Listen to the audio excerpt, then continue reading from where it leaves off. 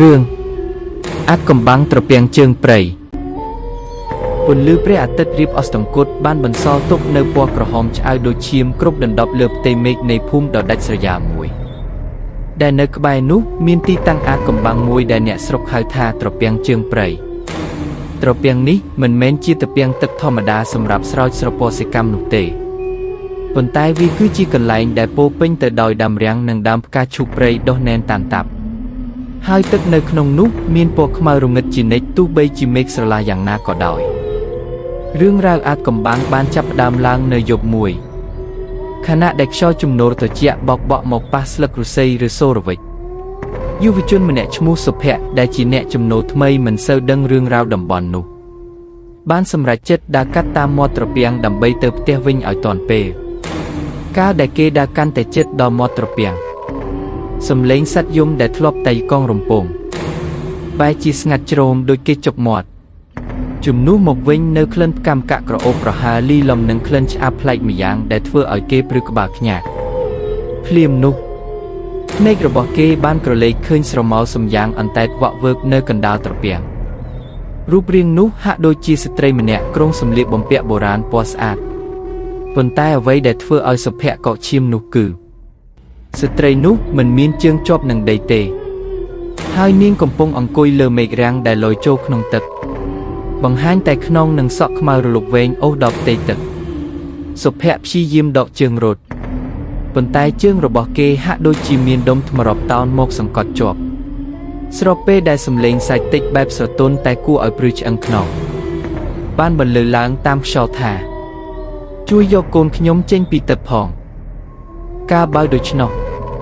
ផ្ទៃទឹកដែលធ្លាប់តែស្ងប់ក៏ចាប់ផ្ដើមពុះកញ្ជ្រោលដោយទឹកកំពុងពុះហើយមានដៃខ្មៅជាច្រើនបានលូកចេញពីក្នុងភក់ក្រំត្រពាំងព្យាយាមក្រញីក្រញើមកលើច្រាំងក្នុងភាពស្លន់ស្លោសុភ័ក្របានឃើញរូបភាពចម្លែកកាលពីអតីតកាលហោះកាត់ខួរក្បាលគឺជារូបភាពនៃភូមិកដែលធ្លាប់មានសង្គ្រាមនិងការកាប់សម្លាប់បោះសពចូលក្នុងត្រពាំងនេះកាលពីច្រើនរយឆ្នាំមុនដែលធ្វើឲ្យទីនេះក្លាយជាកន្លែងសន្សំសេវនិងវិញ្ញាណវិលវល់មិនទៅចាប់ជាតិស្រមោលស្ត្រីនោះបានងាកមកយឺតបង្ហាញមុខមាត់ដែលគ្មានភ្នែកគ្មានច្រមុះមានតែមាត់ដែលហូរឈាមខ្មៅរួចក៏ស្ទុះមកជិតសុភ័ក្រមួយរំពេចគេភ័យពេកក៏ដួលសន្លប់បាត់ស្មារតីទៅលុះព្រឹកឡើងទើបអ្នកស្រុកប្រទះឃើញគេដេកនៅមាត់ត្រពាំងក្នុងស្ថានភាពភ្នែកស្លោតនិងនិយាយមិនចេញអស់ជាច្រើនថ្ងៃចាប់តាំងពីពេលនោះមកអ្នកស្រុកលែងមាននរណាម្នាក់ហ៊ានដើរកាត់ត្រពាំងជើងព្រៃនៅពេលប្រលប់ទៀតឡើយព្រោះគេជឿថាវិញ្ញាណទាំងនោះនៅតែរងចាំអ្នកមកជំនួសកន្លែងដើម្បីឲ្យពួកគេបានដោះលែងទៅកាន់សុគតិភពហើយអាចកំបាំងនៃត្រពាំងជើងព្រៃនេះនៅតែជាចំណងមន្ទិលដែលគ្មានអ្នកណាហ៊ានស្រាយរហូតមកដល់សព្វថ្ងៃនេះបន្ទាប់ពីអ្នកស្រុកបានជួយសង្គ្រោះសុភ័ក្រចេញពីមាត់ត្រពាំងមកភាពភ័យខ្លាចមិនបានរលាយបាត់ទៅតាមពេលវេលានោះទេប៉ុន្តែវាកាន់តែរីករាលដាលខ្លាំងឡើងពេញភូមិសុភ័ក្រដែលធ្លាប់តែជាយុវជនមាំទាំបែរជាធ្លាក់ខ្លួនឈឺស្លេកស្លាំងតិចយកសពឃើញតែទឹកត្រពាំងពណ៌ខ្មៅនិងឬសំឡេងស្រែកហៅចេញពីក្នុងភក់ជ្រៅជានិច្ចដោយឃើញសភាពមិនស្រួលមេភូមិដែលជាមនុស្សចាស់ទុំម្នាក់ក៏សម្រេចចិត្តនាំគ្រូអាគមម្នាក់ឈ្មោះលោកតាប្រុងដែលល្បីថាមានវិជ្ជាការខ្លាំងពូកែមកពិនិត្យមើលស្ថានភាពនៅត្រពាំងជើងព្រៃនោះផ្ទាល់នៅយប់ដែលមានព្រះច័ន្ទពេញបូងមីលោកតាព្រំបានរៀបចំពិធីសែនព្រេននៅមាត់ត្រពាំងដោយមានដោតទង់ជ័យនិងអុជធូបទៀនសំពះដល់ម្ចាស់ទឹកម្ចាស់ដីខណៈដែលគាត់កំពុងសូត្រមន្តស្រោចទឹកមន្តទៅលើផ្ទៃទឹកដែលស្ងប់ជ្រងនោះស្រាប់តែផ្ទៃមេឃដែលធ្លាប់តែស្រឡះបែរជាមានពពកខ្មៅងឹតមកបាំងជិតបាត់អស់ហើយខ្យល់កន្ត្រាក់មួយបានបក់មកយ៉ាងខ្លាំងស្ទើរតែលំរងពិធីរំពេចនោះផ្ទៃទឹកកណ្ដាលត្រពាំងចាប់ផ្ដើមវិលជាកងបង្កើតបានជាទឹកជប់យ៉ាងធំហើយសំឡេងស្រែកធ្ងោរាប់រយតោនបានបន្លឺចេញពីក្នុងជម្រៅទឹកមកថាពួកយើងឃ្លានពួកយើងចង់បានយុត្តិធម៌លោកតាប្រហុំបានដឹងភ្លាមថាវិញ្ញាណទាំងនេះមិនមែនជាខ្មោចព្រាយធម្មតានោះទេ ប៉ុន្តែគឺជាប្រលឹងនៃទាហាននិងអ្នកភូមិដែលត្រូវបានគេសម្លាប់ដោយអយុត្តិធម៌ក្នុងសមរភូមិបុរាណហើយសពរបស់ពួកគេត្រូវបានគេបោះចោលក្នុងត្រពាំងនេះដើម្បីបំបត្តិដានដោយសារតែវិញ្ញាណទាំងនោះស្លាប់ក្នុងកំហឹងនឹងការឈឺចាប់ទើបពួកគេមិនអាចទៅចាប់ជាតិបានហើយតែងតែរក្សាទុកនៅដានជើងខ្មៅនៅតាមមាត់ត្រពាំងដែលជាហេតុធ្វើឲ្យគេហៅទីនេះថាត្រពាំងជើងព្រៃស្រមោលស្ត្រីសម្លៀកបំពាក់តែសុភ័ក្របានឃើញក៏បង្ហាញខ្លួនឡើងម្ដងទៀតប៉ុន្តែលើកនេះនាងមានសភាពសាហាវជាងមុនភ្នែករបស់នាងប្រែជាពណ៌ក្រហមឆេះហើយដៃរបស់នាងវែងខុសធម្មតាកំពុងតែព្យាយាមក្រញីក្រញើមករកលោកតាប្រុសលោកតាប្រុសមិនបង្អង់យូរក៏ដកដាវអាគមដែលឆ្លាក់ពីឈើជើងរងបុរាណមកសូត្រប្រសិទ្ធិរួចចាក់ចុះទៅក្នុងដីមាត់ត្រពាំងយ៉ាងខ្លាំងភ្លាមនោះមានពន្លឺពណ៌មាសជិះចេញពីដីធ្វើឲ្យវិញ្ញាណអសុរកាយទាំងឡាយស្រែកយំយ៉ាងគ្រលួចនិងដកថយចូលក្នុងទឹកវិញបាត់អស់លោកតាព្រំបានប្រាប់អ្នកភូមិថាអាត់កំបាំងនៅទីនេះមិនមែននៅត្រង់ខ្មោចលងនោះទេប៉ុន្តែវាស្ថិតនៅត្រង់គឺវត្ថុស័ក្តិសិទ្ធិមួយតែត្រូវបានគេបញ្ចុះនៅបាតត្រពាំងដើម្បីសង្កត់វិញ្ញាណអាក្រក់ទាំងនេះកុំឲ្យចេញមកបៀតបៀនមនុស្សលោកបើវត្ថុនោះត្រូវបានគេប៉ះពាល់ឬមានមនុស្សមានចិត្តអាក្រក់មកលួចយកនោះវិញ្ញាណទាំងអស់នឹងរលាស់ខ្លួនរួចហើយភូមិទាំងមូលនឹងត្រូវវិនាសតាំងពីយប់នោះមកអ្នកភូមិបានរួមគ្នាសង់ខ្ទមអ្នកតាម្ចាស់ស្រុកមួយនៅមាត់ត្រពាំងដើម្បីគោរពបូជានិងការពារមិនឲ្យនរណាម្នាក់ចូលទៅរំខានដល់បាតត្រពាំងនោះឡើយសុភ័ក្រក៏បានជាសះស្បើយពីជំងឺប៉ុន្តែរៀងរាល់យប់ថ្ងៃសេវគេតែងតែសំឡេងភ្លេងពិណពាទ្យបន្លឺចេញពីកណ្ដាលត្រពាំងជើងព្រៃដែលជាសញ្ញាបញ្ជាក់ថាអាថ៌កំបាំងនៃវិញ្ញាណការពារនិងប្រលឹងដូនតានៅតែស្ថិតនៅទីនោះចាំយាមកម្មទឹកដីនេះជានិច្ចនិរន្តរ៍ក្តីសុខសាន្តនៅក្នុងភូមិហាក់ដូចជាត្រឡប់មកវិញបានត្រឹមតែមួយដង្ហើមធំបែរជាត្រូវរងការគំរាមកំហែងសារជាថ្មីនៅពេលដែលមានក្រុមអ្នកប្រមាញ់វត្ថុបុរាណមួយក្រុមដឹកនាំដោយបុរសចំណូលថ្មីម្នាក់ឈ្មោះវិសាលបានមកដល់ភូមិដោយនាំយកមកនៅគ្រឿងចក្រនិងឧបករណ៍ទំនើបវិសាលមិនជឿលើរឿងព្រេងនិទានឬការព្រមានរបស់លោកតាព្រំឡើយគេមានគោលដៅតែមួយគត់គឺការជិះកកាយយកត្បូងភ្នែកនាគដែលតាមឯកសារបុរាណជឿថាត្រូវបានបញ្ចុះនៅបាតត្រពាំងជើងព្រៃនេះឯងដើម្បីសង្កត់វិញ្ញាណអាក្រក់និងរក្សាទល់ឲ្យភាពរវាងភពទាំងពីរយប់មួយខណៈដែលមេឃកំពុងគ្របដណ្ដប់ដោយអបក្រាស់ខ្មឹកវិសាលបានលួចនាំគ្នាចុះទៅកណ្ដាលត្រពាំងរួចប្រើម៉ាស៊ីនបូមទឹកចេញយ៉ាងសន្ធឹកសន្ធាប់ធ្វើឲ្យផ្ទៃទឹកដែលធ្លាប់តែខ្មៅងឹតចាប់ផ្ដើមស្រកចុះយ៉ាងលឿនបង្ហាញឲ្យឃើញនៅភក់ជ្រៅនិងឆ្អឹងសត្វព្រមទាំងឆ្អឹងមនុស្សដែលកប់នៅខាងក្រោមរាប់សតវត្សមកហើយនៅពេលដែលទឹកស្រកអស់ជិតដល់បាតស្រាប់តែមានពន្លឺពណ៌ខៀវឆ្អៅជះចេញពីក្នុងរន្ធធ្មមួយនៅកណ្ដាលត្រពាំងនោះគឺពិតជាត្បូងភ្នែកនាគមែនប៉ុន្តែគ្រាន់តែវិសាលលូកដៃទៅប៉ះវត្ថុស័ក្តិសិទ្ធិនោះភ្លាមស្រាប់តែផែនដីចាប់ផ្ដើមរញ្ជួយយ៉ាងខ្លាំងដូចជាមាននាគរាជកំពុងក្រវាត់កន្ទុយនៅក្រោមដីសំឡេងសើចអឹកដែលសុភ័ក្រធ្លាប់បានឬក៏បន្លឺឡើងសាជាថ្មីប៉ុន្តែលើកនេះវាលីលំនឹងសំឡេងស្រែកធ្ងោរាប់ពាន់សំឡេងតែចេញពីមាត់រន្ធនោះ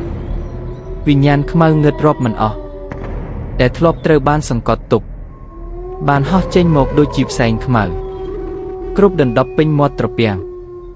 រួចដេញចាប់ក្រុមអ្នកប្រមាញ់ទាំងនោះចូលទៅក្នុងភក់ជ្រៅម្ដងម្នាក់បាត់ទៅទាំងរស់វិសាលភ័យស្លន់ស្លោរត់ឡើងមកលើច្រាំងទាំងត្រដាប់ត្រដុះប៉ុន្តែជើងរបស់គេត្រូវបានវលព្រៃដែលដុះចេញពីមាត់ត្រពាំងមករុំព័ទ្ធជាប់រួចទាញគេត្រឡប់ទៅរកមាត់រន្ធដែលកំពុងបញ្ចេញពន្លឺអាថ៌កំបាំងនោះវិញលោកតាប្រុសតែដឹងខ្លួនមុនក៏ស្ទុះមកដល់មាត់ត្រពាំងទាំងដង្ហក់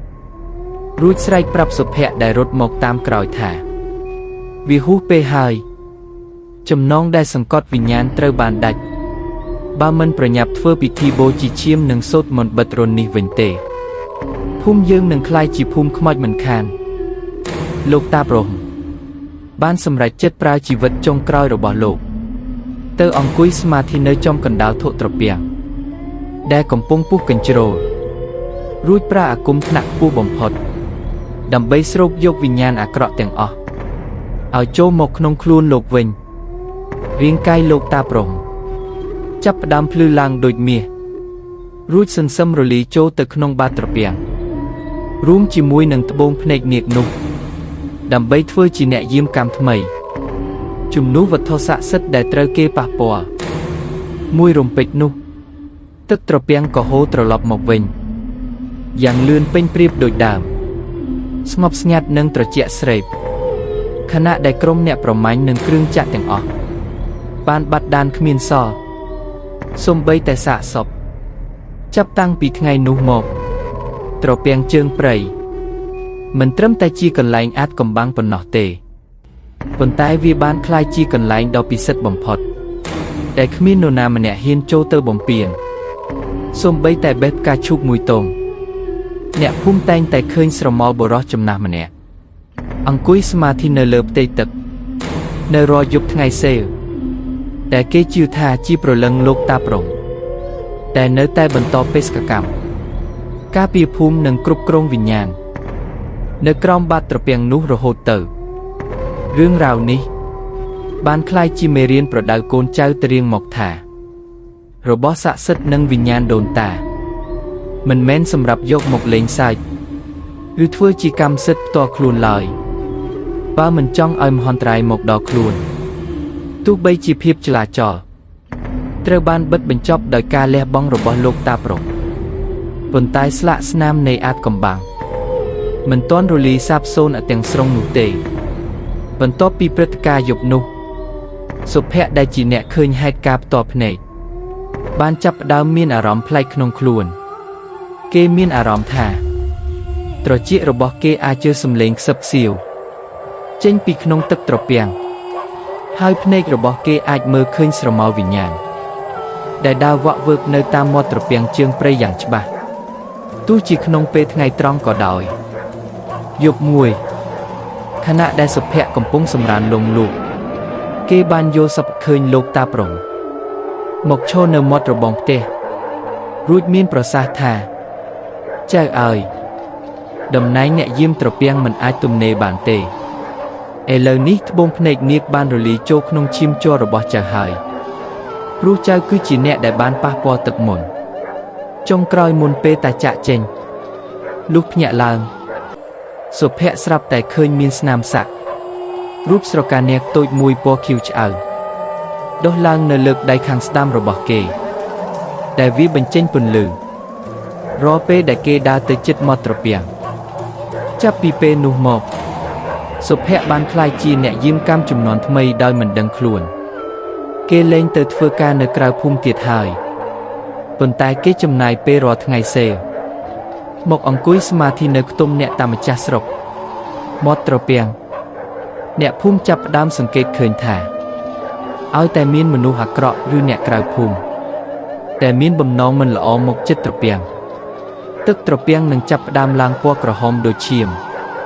ហើយមានសត្វក្អែករាប់ពាន់ក្បាល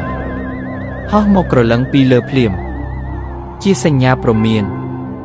ដែលសុភ័ក្រជាអ្នកបញ្ជាតាមរយៈអាគមដែលគេទទួលបានអ្វីដែលកាន់តែអាថ៌កំបាំងជាងនេះទៅទៀតនោះគឺស្ត្រីក្រុងឈុតដែលធ្លាប់តែលងបន្លាចសុភ័ក្រកាលពីមុនបែរជាប្រែមកជាអ្នកបម្រើដ៏ស្មោះត្រង់របស់គេទៅវិញនាងមានឈ្មោះថានាងរំចង់ដែលជាវិញ្ញាណម្ចាស់ទឹកតាំងពីសម័យបុរាណរាល់ពេលដែលមានគ្រោះថ្នាក់មករកភូមិនាងរំចង់តែងតែមកខ្សឹបប្រាប់សុភ័ក្រក្នុងសុបិនដើម្បីឲ្យគេត្រៀមខ្លួនការពារអាថ៌កំបាំងត្រពាំងជើងព្រៃបានក្លាយជាដែនដីសុវត្ថិភាពសម្រាប់អ្នកភូមិត្រង់ថាមិនដែលមានចោរប្លន់ឬមនុស្សអាក្រក់ណាហ៊ានឈានជើងចូលក្នុងភូមិឡើយព្រោះគ្រប់គ្នាដឹងថាបើហ៊ានបំពានត្រពាំងជើងព្រៃនោះជីវិតនឹងត្រូវបញ្ចប់នៅក្នុងធុកខ្មៅងឹតតែគ្មានថ្ងៃងើបឡើងវិញរឿងរ៉ាវនៃត្រពាំងជើងព្រៃនេះបានបន្តរស់រាននៅក្នុងដួងចិត្តអ្នកភូមិ ក្នុងនាមជាទីតាំងដ៏ពិសិដ្ឋនិងគួរឲ្យខ្លាចខ្លែងក្នុងពេលតែមួយសុភ័ក្របានចំណាយជីវិតរបស់គេយាមកម្មទីនោះរហូតដល់ចាស់ជរាដោយបន្សល់ទុកនៅពាក្យស្លោកមួយឃ្លាប្រាប់ទៅក្មេងជំនាន់ក្រោយថាទឹកត្រពាំងអាចនឹងត្រជាក់ប៉ុន្តែវិញ្ញាណដែលនៅក្រោមនោះមិនដែលដេកលក់ឡើយចប់ហើយស្ដាប់ដល់ណាទៀតហា